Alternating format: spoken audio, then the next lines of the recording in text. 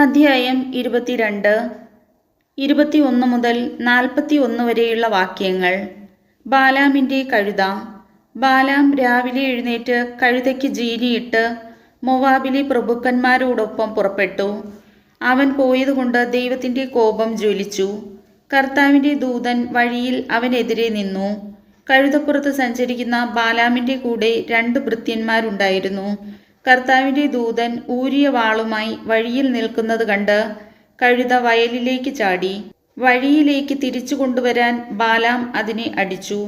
അപ്പോൾ കർത്താവിൻ്റെ ദൂതൻ മുന്തിരിത്തോട്ടത്തിൽ ഇരുവശവും മതിലുള്ള ഇടുങ്ങിയ വഴിയിൽ നിന്നു. കർത്താവിൻ്റെ ദൂതനെ കണ്ട് കഴുത മതിലിനോട് ചേർന്ന് ഒതുങ്ങി. ബാലാമിൻ്റെ കാൽ മതിലിൽ ഉരഞ്ഞു. അവൻ കഴുതയെ വീണ്ടും അടിച്ചു. കർത്താവിൻ്റെ ദൂതൻ മുമ്പോട്ട് പോയി ഇടം വലം തിരിയാൻ ഇടമില്ലാത്ത ഇടുങ്ങിയ സ്ഥലത്തു നിന്നു. ദൂതനെ കണ്ടപ്പോൾ കഴുത കിടന്നു കളഞ്ഞു. ബാലാമിൻ്റെ കോപം ജ്വലിച്ചു. അവൻ വടികൊണ്ട് കഴുതയെ അടിച്ചു. അപ്പോൾ കർത്താവ് കഴുതയ്ക്ക് സംസാരശക്തി നൽകി. 3 പ്രാവശ്യം എന്നെ അടിക്കാൻ ഞാൻ നിന്നോട് എന്ത് ദ്രോഹം ചെയ്തു എന്ന് അത് ബാലാമിനോട് ചോദിച്ചു. ബാലാം കഴുതയോട് പറഞ്ഞു, നീ എന്നെ അവഹേളിച്ചു. വാളുണ്ടായിരുന്നെങ്കിൽ ഞാൻ നിന്നെ കൊന്നുകളയുമായിരുന്നു. കഴുത ബാലാമിനോട് ചോദിച്ചു, ഇന്നുവരെ നീ സഞ്ചരിച്ചിരുന്ന നിന്റെ കഴുതയല്ലേ ഞാൻ? ഇതിനു മുമ്പ് ഒരിക്കലെങ്കിലും ഞാൻ നിന്നോട് ഇങ്ങനെ ചെയ്തിട്ടുണ്ടോ? ഇല്ല, ബാലാം സമ്മതിച്ചു. അപ്പോൾ കർത്താവ് ബാലാമിൻ്റെ കണ്ണുകൾ തുറന്നു. ഊരിയ വാളേന്തി വഴിയിൽ നിൽക്കുന്ന കർത്താവിൻ്റെ ദൂതനെ കണ്ട് അവൻ കമിഴ്ന്നു വീണു.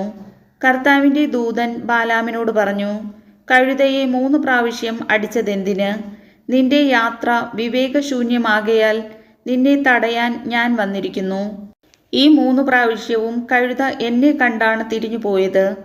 അങ്ങനെ വഴി മാറിയില്ലായിരുന്നെങ്കിൽ തീർച്ചയായും ഞാൻ നിന്നെ കൊല്ലുകയും അതിനെ വെറുതെ വിടുകയും ചെയ്യുമായിരുന്നു.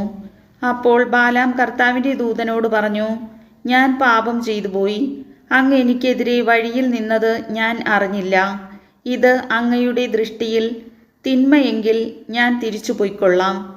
കർത്താവിൻ്റെ ദൂതൻ ബാലാമിനോട് പറഞ്ഞു, ഇവരുടെ കൂടെ പൊയ്ക്കൊള്ളുക. എന്നാൽ ഞാൻ നിന്നോട് പറയുന്ന വചനം മാത്രമേ നീ പറയാവൂ. ബാലാക്കിൻ്റെ പ്രഭുക്കന്മാരുടെ കൂടെ ബാലാം പോയി. ബാലാം വരുന്നു എന്ന് കേട്ട് ബാലാക്ക് അവനെ എതിരേൽക്കാൻ രാജ്യത്തിൻ്റെ അങ്ങേയറ്റത്തെ അതിർത്തിയിലുള്ള അർണോൺ നദീതീരത്ത് സ്ഥിതി ചെയ്യുന്ന ഈർ മോവാബ് വരെ ചെന്നു. ബാലാക്ക് ബാലാമിനോട് ചോദിച്ചു, നിന്നെ വിളിക്കാൻ ഞാൻ ആളയച്ചില്ലേ? എന്താണ് വരാതിരുന്നത്? നിനക്കുചിതമായ ബഹുമതി നൽകാൻ എനിക്ക് കഴിവില്ലെന്നോ? ബാലാം ബാലാക്കിനോട് പറഞ്ഞു, ഇതാ ഞാൻ വന്നല്ലോ. എന്നാൽ സ്വന്തമായി എന്തെങ്കിലും പറയാൻ എനിക്ക് കഴിവുണ്ടോ? ദൈവം തോന്നിക്കുന്ന വചനമാണ് എനിക്ക് പറയാനുള്ളത്. ബാലാം ബാലാക്കുമൊത്ത് കിരിയാത്ത് ഹുസോത്തിൽ ചെന്നു. ബാലാക്ക് കാളകളെയും ആടുകളെയും ബലി കഴിച്ച് ബാലാമിനും കൂടെയുണ്ടായിരുന്ന പ്രഭുക്കന്മാർക്കും അതിൽ നിന്ന് കൊടുത്തയച്ചു.